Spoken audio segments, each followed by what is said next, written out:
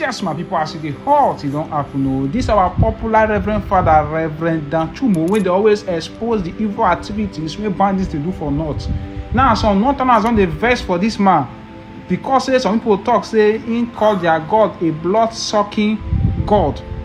Just listen to the full gist by Lisa NJ Kanu. Please make sure you're sharing. We refuse to be Islamic. We'll never bow down to Allah. Allah is a demon.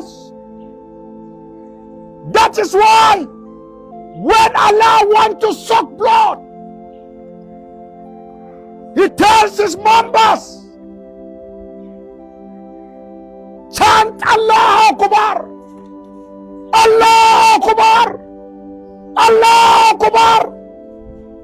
All the extremists, the jihadists, they started raising their ugly heads, which includes Senator Shehu Sani, Bashir Ahmed, and a host of others. They started, tweeting, retweeting, getting angry, calling on their mobs to mob Reverend Achomo. Now, let me start with Senator Shehu Sani. I watched the viral video of Reverend Achomo, and I don't wish to quote what he said. That is why they are called extremists. The thing they paint them, say they call Allah, blood-sucking demon.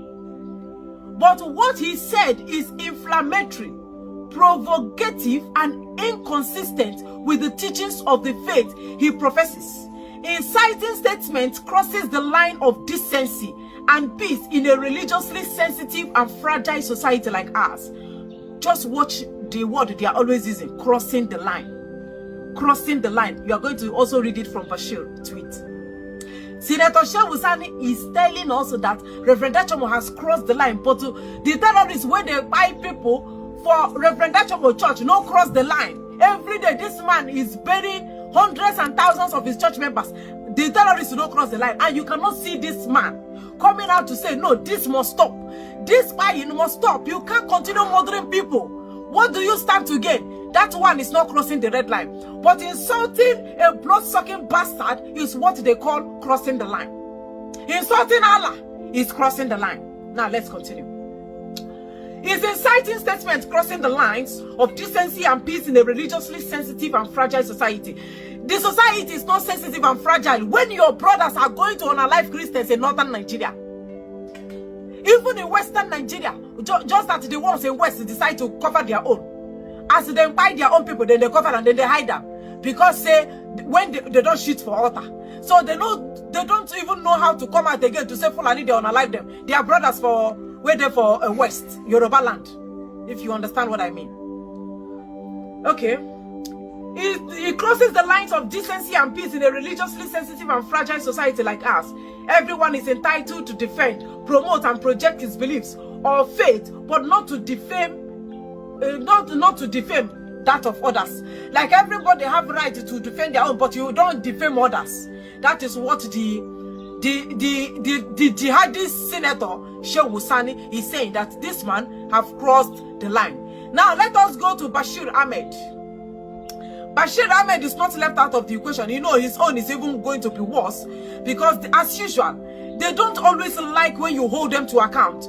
They just want you, as Fulani, they buy them. May you just keep, they buy people, may you just keep quiet. May you not say anything. Accept it. It's normal thing. It's happening.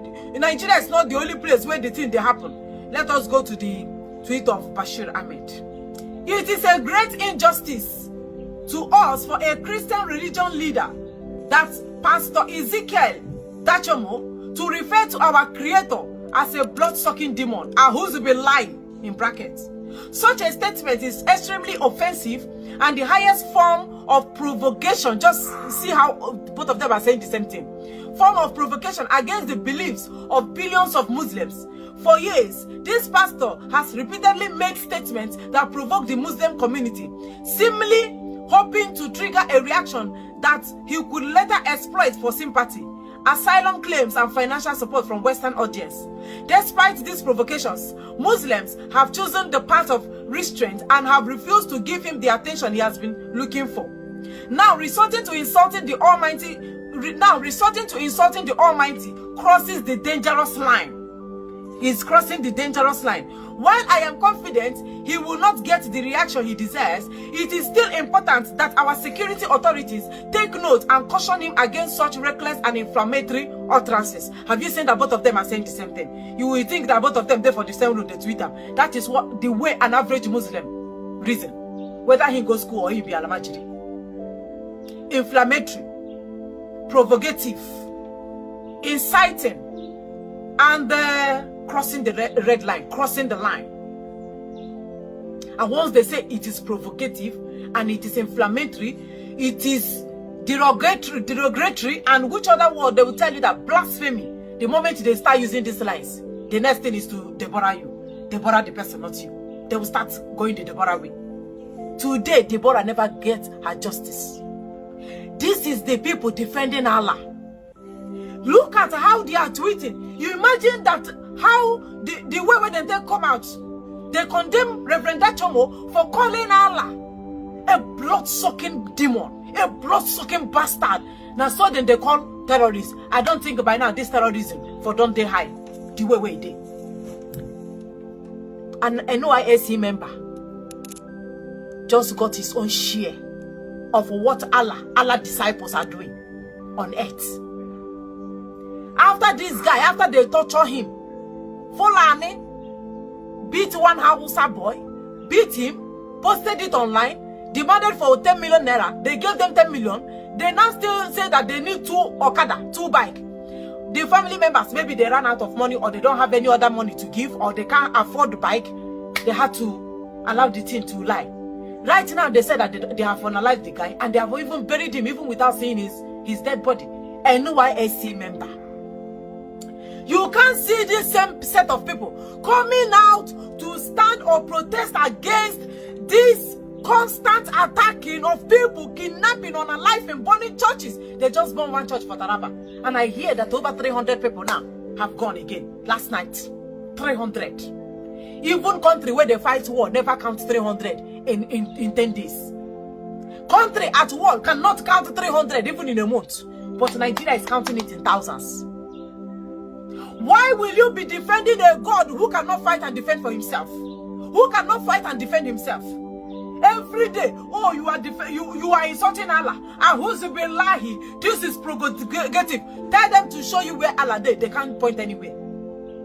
And that is why I still believe that people that found Christianity, people that still, in their Christianity way of life, it is even more better than this Islamic way, this Islam way. Allahu Akbar, I told you people, once they shout Allahu Akbar, just know that you are gone. Allahu Akbar, you are not going to see heaven the next day. Now so then take by Deborah, because say Deborah blasphemed against Muhammad. I asked them, can't this your Allah defend himself? Is your Allah deaf and dumb? Is your Allah that useless that he can't even come and fight for himself? I can't worship any God where I go defend. I cannot serve any God that I will have to buy somebody where I'm defending him. Now Allah is supposed to defend me. Why are these animals who call themselves Muslims, why are they defending Muhammad and Allah? Is it that the Allah is not strong enough to fight for himself? Allah was supposed to defend you, defend himself and defend you, is the one you are fighting for, and unaliving people, like massacring people, slaughtering people in his name. Make it make sense. Anything that happened to Reverend Dachomo, Bashir Ahmed should be held responsible, including Senator Shehu Sani.